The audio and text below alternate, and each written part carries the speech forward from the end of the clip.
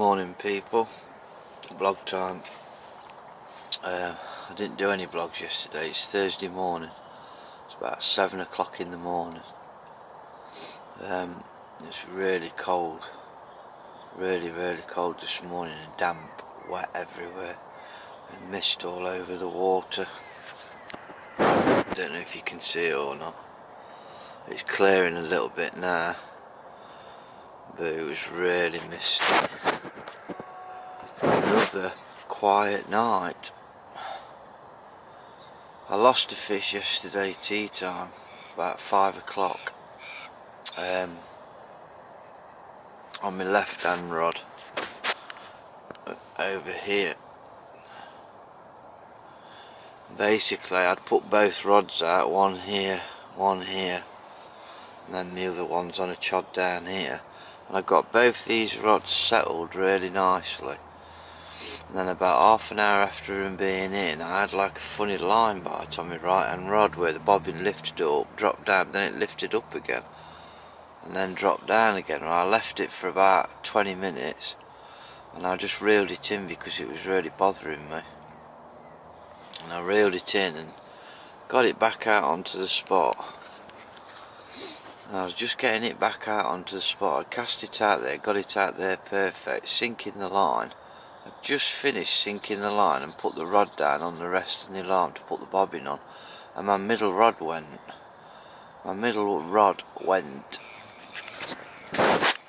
And the bobbin lifted straight up to the top and just bleep bleep bleep bleep bleep bleep bleep. So I put this rod down and I couldn't get in the rest properly, so I was a few longer than what I should have been, and I put that down anyway. And I picked the other rod up, and there was a fish on, a carp on, to start off with. And then the next thing you know, as soon as I'd lifted the rod up, it was gone, and I felt that the lead had come off. I couldn't believe it. It took too long getting to it. If I'd been quicker, I think I would have been alright. But gutted, absolutely gutted. Can't believe it. I've waited all that time to get a fish, and then I've got a fish and it's got off. The lead was gone like I thought it was. Both the boilers have gone off of it because I had double bottom baits on, and like I say, it just got off. Took too long getting to the rod. And then I got that rod out, decided to recast it out, went round distance sticks, got caught up on something and put a bloody knot in the line. So I had to cut the line and retie the leader on. So I did that, which I weren't very pleased about because it was really annoying. And then retied my leader on, fresh rig, fresh baits, and got it back out there. But nothing, absolutely nothing all night. It has been so slow, I can't believe it. I had one other pickup, which was not last night, the night before, while Neil and Richard was here, and that was the middle rod as well that lifted up, dropped back down, lifted up again. I struck into it, but there was nothing there. So that's two occasions there where I probably could have had a fish. That one last night, definitely the fish was on to start off with. I felt the weight of the fish. I thought brilliant, and as I lowered my rod to reel line, it was just gone. Couldn't believe it, absolutely gutted. But the weather has changed. It has gone a lot colder now. We had that cold snap on Monday night, and then it warmed up a bit since then, but then it's gone cold again last night. All the cloud and that lifted about 8 o'clock last night, and it went really cold again. And it cold this morning, but it is supposed to be a warmer day today. I think it probably will do once the sun gets up, but I'm struggling. I think the cold weather has knocked them off. And another problem what I've had is there's loads of seagulls down here this time, and you just can't get bait out.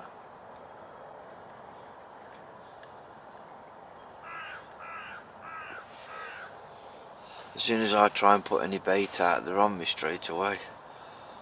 Well, on Tuesday I tried to put bait out with a throwing stick. I just got so many baits out, and then the next thing you know, I was just bombarded with seagulls over where the snags are. I was around here. All of a sudden there was about 8 of them just hit the water and just absolutely smashed all the water to bits around here. I thought to myself, I can't believe it. And about an hour before that I saw the big mirror again, here, boshing out here and here. It was definitely that big mirror. And then, like I say, they were smashing about all over the place, and it was going to be dark soon, and I thought to myself, well, I've got to get some bait out. So I thought, sod it, and I put a couple of kilo out. I thought it's disturbed anyway, sooner disturb them with bait, and then if the carp come back, there's plenty of bait there. So like I say, I put a couple of kilos out, but I hadn't had nothing. I hadn't seen any more carp show either. So yesterday morning, I come to putting some bait out. As soon as I lifted got the throwing stick, they was there instantly again. So what I did was, I took my rods out like I do normally in the morning, and I walked round to where the snags are, and basically chucked my baits in from the back of the snags over the top of the snags and into the water that way, and they didn't get any of them at all. They didn't even bother diving on the water.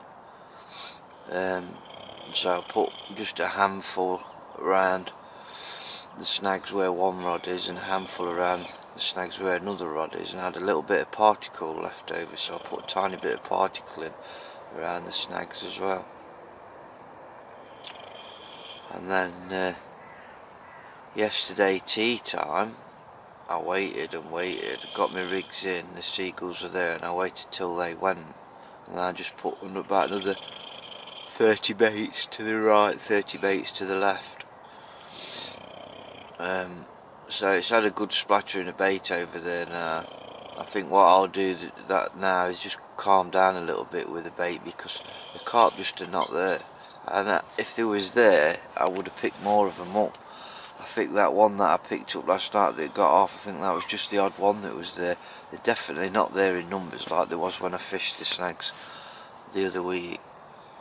So whether or not the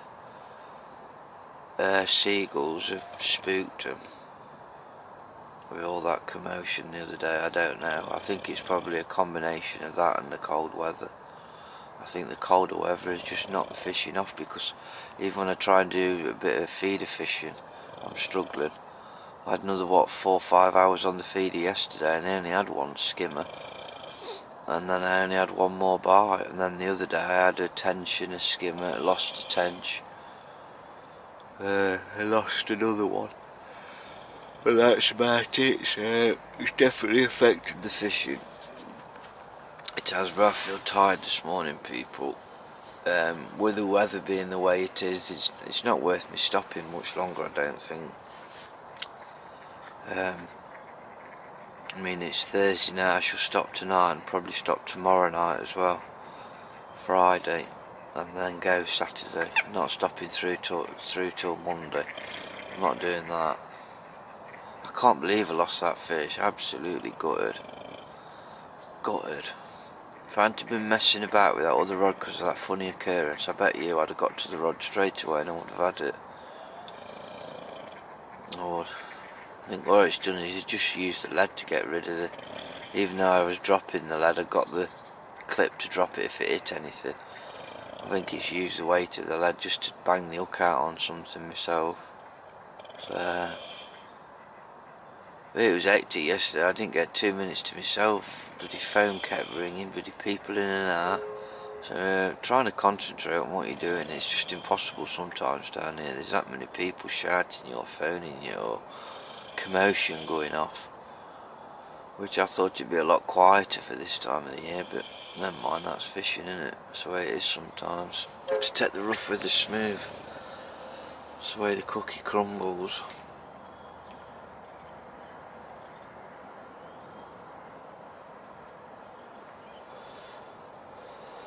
But there's not really much else for me to say, so I'm going to finish my cup of coffee, get some breakfast, and give it an hour or so, take me rods out, go and take me rubbish to the bins and that, get my teeth cleaned, sort myself out in general, clean the bivvy floor up a bit and tidy the bivvy up because it looks like a bomb site in here. It does.